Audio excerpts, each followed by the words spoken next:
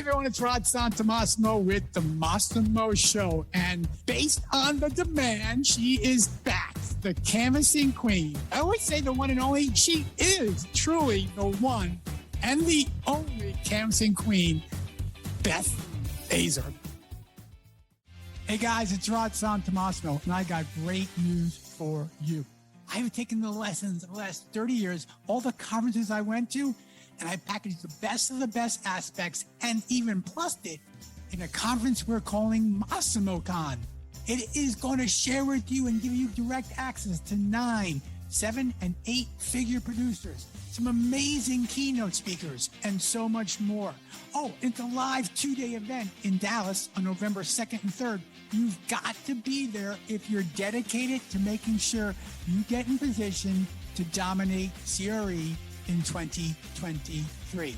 Massimo Con is on, baby. You've got to get there. Check our social posts, check our website for your information. And yes, get there because there's only a limited number of seats left. Hope to see you at Massimo Con. Hi, this is Rod Santomassimo, and welcome to the Massimo Show. The objective of the Massimo Show is to share how you can maximize your personal, professional margin. That's right. Let's make more money in less time. Let's turn chaos into clarity, confusion into confidence, and income into real wealth. Along with sharing my insight on how I grew a multi-million-dollar professional business, we're going to bring you the expert advice from a variety of authors, consultants, and thought leaders who will provide the tools you need to maximize your own personal and professional margin. Welcome to the Massimo Show. Beth, buddy, thank you so much for coming back. I am so happy to be here, Rod. Thanks for having me back. This is like a big honor. The honor is all mine. Now, truth be told, folks, Beth and I have crafted a pretty freaking awesome relationship, Beth and I. I can't even say brothers from the mother because that's not true. No, this is what our business and our industry is all about, truly, relationships. Some of my closest relationships are from this industry of ours, commercial real estate. And I put you up there in the top. Our friend Barry Wolf said to me years ago, you and Rod need to get to know each other. I think that you guys would really bond, and it's so true we have. Yeah, and Beth and I can do something really special. We're going to wait till the end to talk about that. But let's talk about Beth. If you don't know Beth, you must be in a cave, frankly. But Beth is the #1 coach and consultant when it comes to retail leasing specifically, but also her coach consulting in many other ways. But in fact, before we go there, how did you become Beth Azor, the canvassing queen? Go to the origin of Beth Azor. Go ahead. I worked for a company, a third-party service provider in Miami. We did all of the institutional work in retail in the state of Florida, mostly the bottom half. And I was always taught the way to get prospects was to canvas for local tenants, certainly not national tenants like Starbucks or Chipotle, but if you wanted to bring unique character and diversity of product to your shopping centers, which is usually 20% of those centers, you had to go knock on doors. And I was also taught that how would you define a qualified prospect? Other locations and cash. Well, other locations, it's really easy to find those. You just go canvassing. So I did it a lot. I definitely have done over 10,000 hours. So I feel I absolutely am the expert.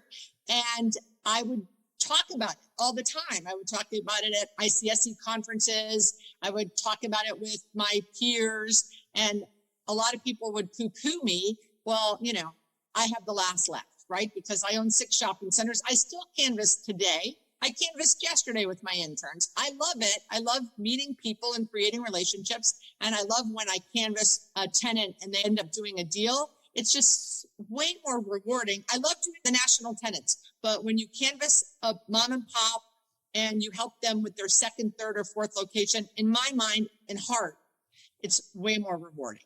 Well, I love it. People listening to go, there's no way in heck I could canvas. I just can't. I can't do it. I can't go out, put myself out there and knock on doors and ask for business.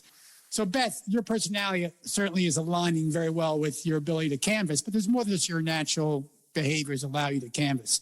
So what do you say are some of the keys to have success in canvassing? Just do it. I get calls all the time. When's the best time? What's the best property? I say, just go. So the first thing is to just go, to create a goal that you'll canvas 10 people a day. In my heyday, when I was a junior, I would do 100 people a day, Rod. I would leave the office at 9:30 because businesses opened at 10. I would always have lunch at a place I was canvassing. People said, don't go to a restaurant at lunchtime to canvas. Well, go eat at the restaurant and pay the people. And then you happen to leave your flyer on the way out. And then I would canvas till 4:30. My goal was to try to get 75 to 100 people. And then I would go back to the office at the end of the day and follow up and do paperwork. And when I was at my former company, we had canvassing Tuesdays, where all of the retail leasing agents all day went out on Tuesdays, and probably twice a month I'd go with them. Let me tell you, as a third-party service provider, when you tell New York Life Insurance Company or Mass Mutual that your entire team is out on this coming Tuesday canvassing for your asset, they love that. And you've got 8 leasing agents canvassing for one asset. You get 50 to 100 business cards or more, 300 business cards. And then that leasing agent that's on the property gets to filter through those, follow up on those. And we would always give a bonus to the other leasing agent that might have gotten the lead. So I think that creating the habit of doing it, it's just like working out. Like, I don't like working out. I'm supposed to think positively and say positive things like I love working out. I don't like working out, but I do it religiously 3 times a week because I know it's good for me. So if you just create the habit, I'm going to go canvassing and then just go and say, okay, today, my goal now, 36 years into this, is I go for 3 hours or 30 business cards, whichever comes first, and I go once a week. And I think that that's a good goal for, if I can do it, Rod, anyone can do that. And Beth, we're just not talking retail, though. Anyone can truly canvas. Now, you can't do this in New York City or in LA. I get it. There's some building security issues. But this could be true for office industrial as well, correct? I just canvassed in Detroit with one of my clients, with the office team. And we canvassed for office space. I've canvassed for industrial. I've definitely canvassed all of those 3 asset classes. So for sure, what works in office and maybe industrial, but I've done more office, is creating a super thorough market study. So downtown Detroit or downtown Milwaukee or Orlando, Florida, create a super informative market survey that you can drop off to the gatekeeper in the office space. Let's say it's an accounting firm, and you leave that with your business card and a flyer maybe for your nearby building and say, I lease this building down the street.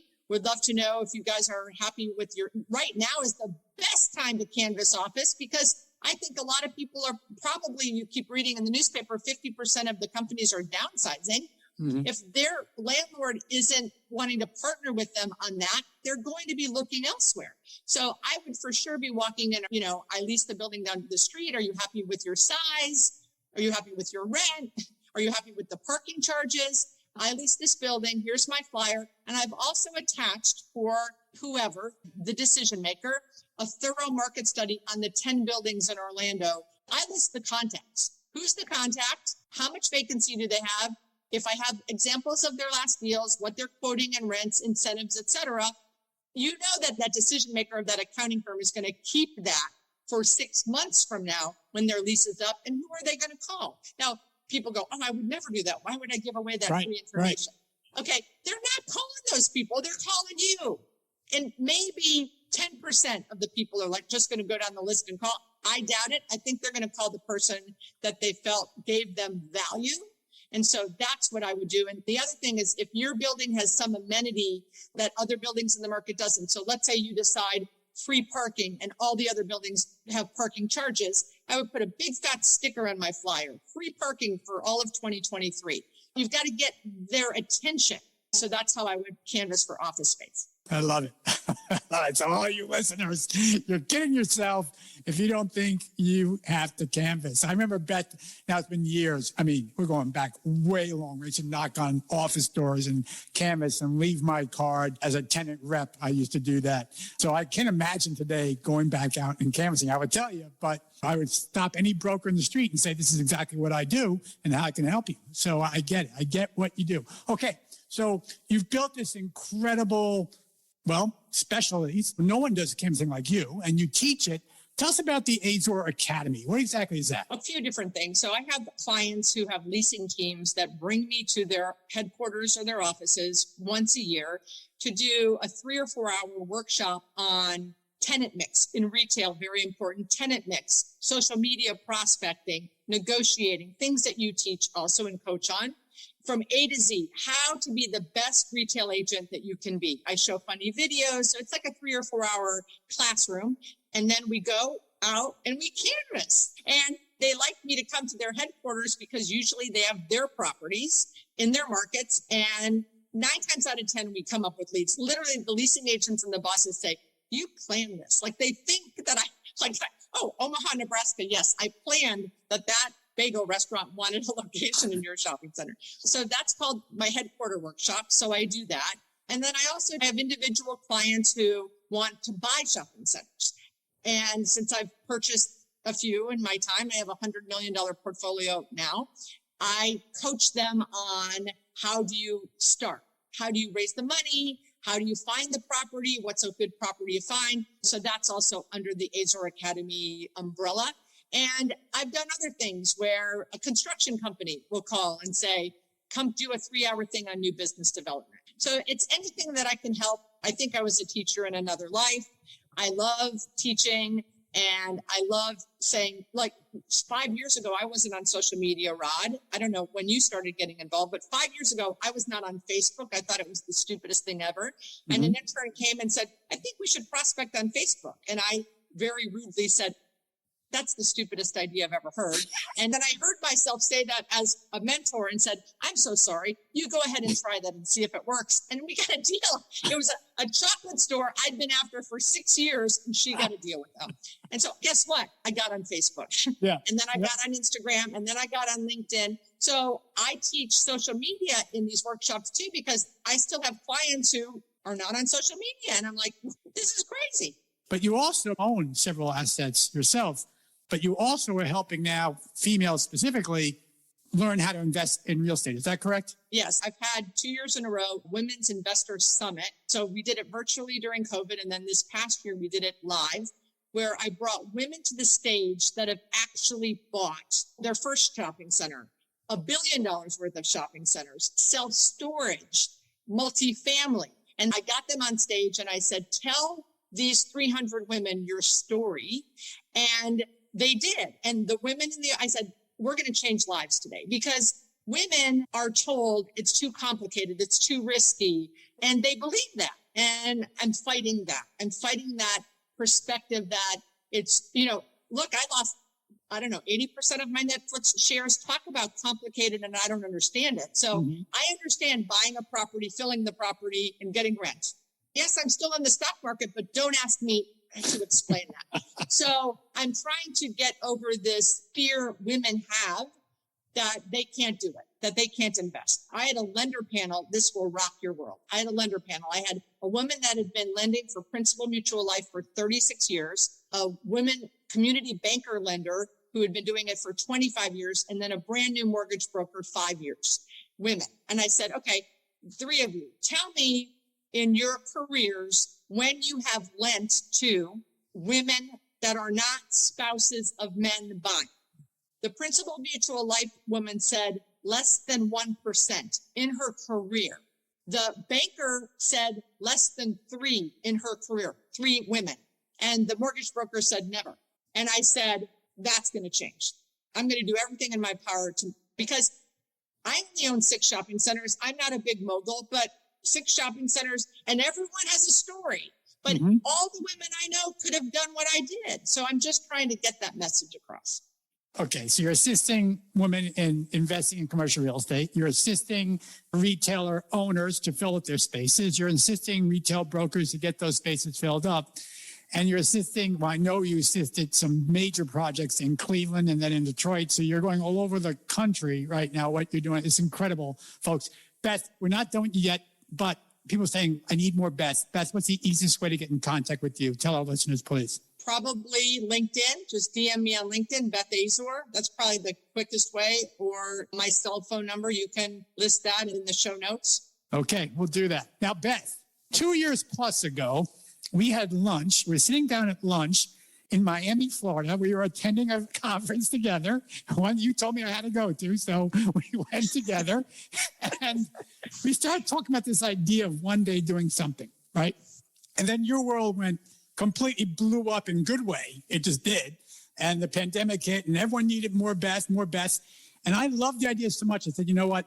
We still got to do something. So I created a conference. And this conference is in November this year, November 2nd and 3rd, internally known as Massimo Con. But outside to the public, it's really building a blueprint to dominate CRE in 2023. And Beth, you're going to be there. You're going to be one of the 7 or 8 or 9, actually, 7 or 8 figure producers, as well as keynote speakers and other cool things we're going to do. But Beth, people got to come to this conference, but let's find out, what are you going to talk about? And you're not going to talk about theory. You're actually going to share specific examples. What are you going to talk about at Massimo Con in November? Ron, what do you think I'm going to talk about? You just told them my name is the Canvassing Queen. Canvassing Queen. What do you think I'm going to talk about? Canvassing. But it's more. It's canvassing physically. It's canvassing digitally. It's everything, right? I'm going to talk about my case study of how I got to work for the owner of the Cleveland Cavaliers and signed 34 leases in 9 months in an empty mall. Guess what? I knew not one person when I got to Cleveland. And then I canvassed my way to victory. There you go, folks. The canvassing queen in Cleveland. Something about that. That whole thing works perfectly. But hey, Beth, you truly are the ultimate. You are the ultimate in so many ways. And I'm honored to say you're an ultimate friend as well. So, Beth, thank you so much for this part of the month. I cannot wait to see you in November. It's going to be fantastic. I'm so excited to be there. I wish I could come for the first part, but I'm going to be in another place, but I'm going to be coming in, squealing in, I think the night of the first night, and then I'll be there the next day. So I can't wait. I'm not going to tell you what's going to happen the first day because you're going to miss something. But when you find out, you're going to go, are you freaking kidding me? I'm sad, but we all got to do what we got to do, right? But you're going to be at the dinner and you're going to be there for the cocktails afterwards and everything else. So we're going to see a lot of and get access to Beth more and more. Okay, folks, you heard it right here. Beth Azor. She tell you exactly what you need to do. Knowing isn't doing. You got to go do it. But more so, get your butts to Massimo Con, build that business and life you always desired, and dominate CRE in 2023. Until next time, this is Rod Santamassimo with The Massimo Show. I want to thank you for listening to this version of The Massimo Show.